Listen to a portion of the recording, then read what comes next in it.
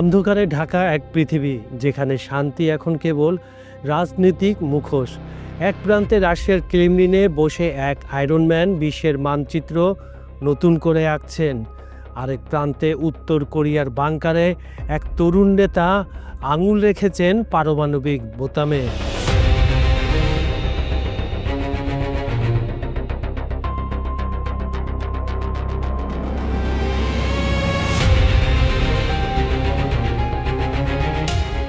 Putin আর Kim Jong উন, দুই নেতা, দুই মহাদেশ, কিন্তু ভয় একটাই, যাদের উপস্থিতি মানে যুক্তরাষ্ট্র ও ন্যাটোর কূটনৈতিক টেবিলে নীরব আতঙ্ক। একজন যুদ্ধ শুরু করে, অপরজন না করেও যুদ্ধের নিয়ম বদলে দেন। তাদের প্রতিটি সিদ্ধান্ত, প্রতিটি হুমকি পশ্চিমা বিশ্বের জন্য এক অজানা অস্থিরতার বার্তা।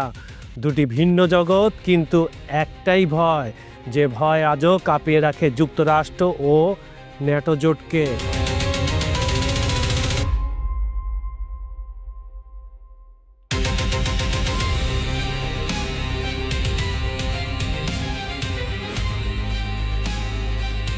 খবর সংযোগের বিহাইন্ড দ্য সিনে দুই বন্ধু পুতিন আর কিম জং উনকে কেন সবাই ভয় পায় তা খুঁজে বের করব। তাহলে প্রথমে রাশিয়া, পরে উত্তর কোরিয়া থেকে ঘুরে আসা যাক।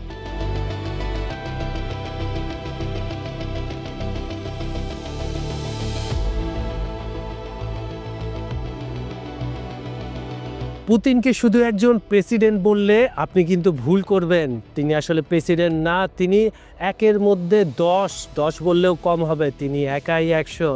তিনি হচ্ছেন একজন স্মার্ট সৈনিক, যিনি সোভিয়েত পতনের প্রতিশোধ নিতে চান ইতিহাসের কাছ থেকে।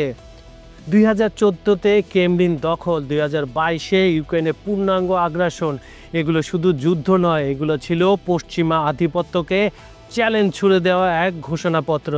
রাশিয়ার তেল, গ্যাস আর পারমাণবিক অস্ত্র, এই তিনে গড়া এক ভয়ঙ্কর জিওপলিটিক্যাল ত্রিভুজ। ন্যাটো জানে পুতিনের হাতে আছে 6000-এরও বেশি নিউক্লিয়ার ওয়ারহেড। তার মানে এক ভুল বোতাম চাপলেই ইউরোপের আকাশও পরিণত হতে পারে অগ্নিগোলকে। আর এই ভয়টাই যুক্তরাষ্ট্রকে এখন পর্যন্ত থামিয়ে রেখেছে। তারা ইউক্রেনকে অস্ত্র দেয়, কিন্তু সরাসরি লড়াইয়ে নামে না, কারণ একটাই প্রশ্ন, যদি পুতিন সত্যিই বোতামটা চাপেন,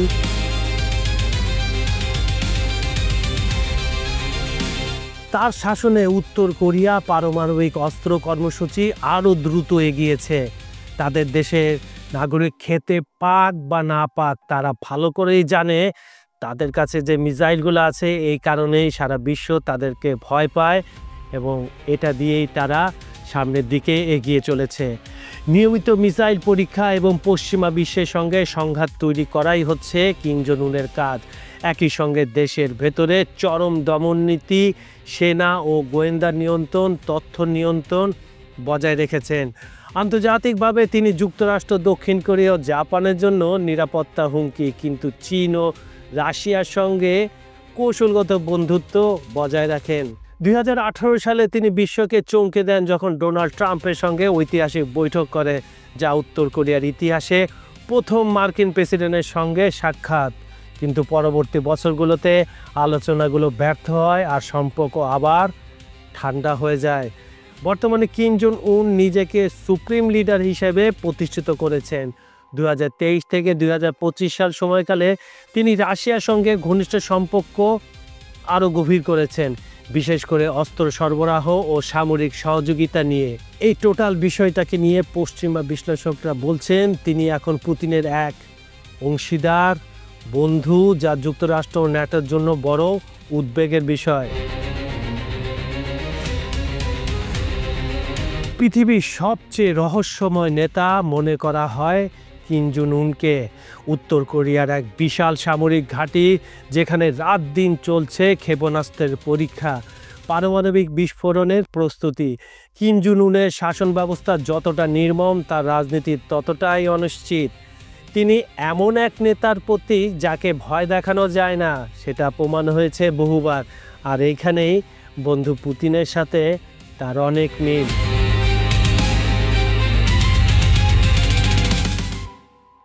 যখন মার্কিন যুদ্ধজাহাজ জাপান সাগরে টহল দেয়, কিম পাল্টা ছুড়ে দেন আন্তঃমহাদেশীয় ক্ষেপণাস্ত্র।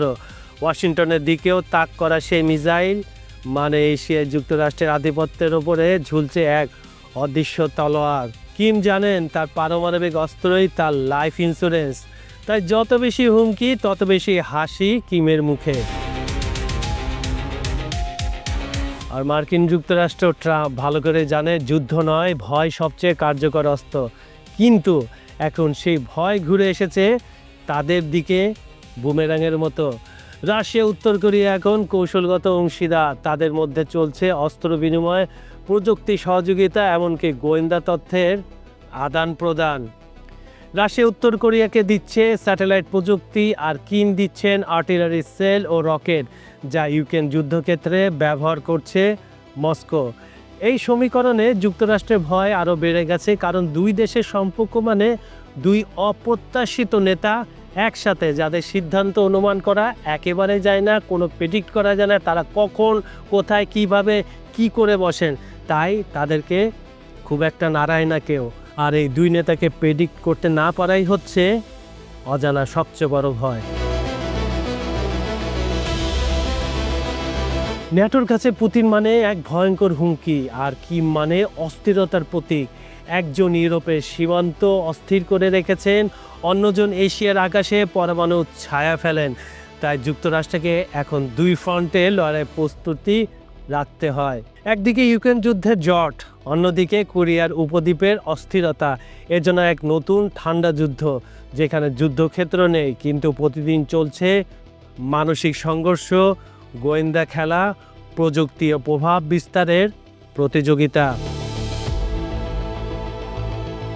আজ পুতিন ও কিম শুধু দুই দেশ পরিচালনা করছেন না, তারা পশ্চিমা বিশ্বের ক্ষমতার ভারসাম্যকেও বদলে দিচ্ছেন। যুক্তরাষ্ট্র খুব ভালো করে জানে এই দুই নেতাকে পরাজিত করা নয়, তাদের বুঝতে হবে, সংযুক্ত রাখতে হবে। এই হচ্ছে আসল কৌশল, কারণ ইতিহাস বলে ভয় সবসময় দুর্বলকে নয়, শক্তিশালীকেও গ্রাস করে। আর আজ সেই ভয়ে যুক্তরাষ্ট্র ও ন্যাটোর রাজনীতিকে ছায়ার মতো অনুসরণ করছে। বিশ্বের যে গোটা মানচিত্র বদলাচ্ছে প্রতিদিন, আর সেই পরিবর্তনের অন্ধকারে কোনায় দাঁড়িয়ে আছে দুই নাম, একদিকে ভ্লাদিমির পুতিন আর এদিকে কিম জং উন। দূরত্বটা বেশি হলেও তারা কিন্তু খুবই কাছাকাছি।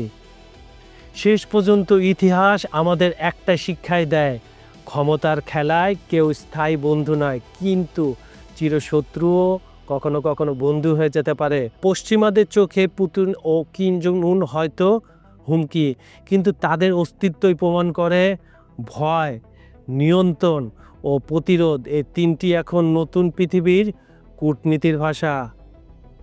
আর যুক্তরাষ্ট্র ন্যাটো যতটা চেষ্টা করছে শক্তি দেখাতে, তার চেয়ে বেশি তারা ব্যস্ত ভারসাম্য রাখতে, যাতে এক ভুল বোতাম চাপলে শুরু না হয়ে যায় তৃতীয় বিশ্বযুদ্ধের কাউন্টডাউন।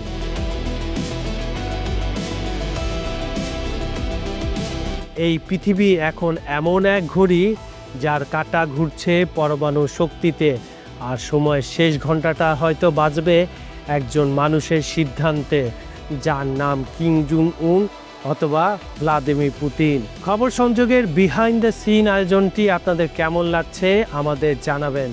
আমাদের ভিডিওগুলো লাইক, কমেন্ট ও শেয়ার করবেন। খবর সংযোগ চ্যানেলটি সাবস্ক্রাইব করে রাখুন, যাতে কোনো কিছু মিস না হয়ে যায়।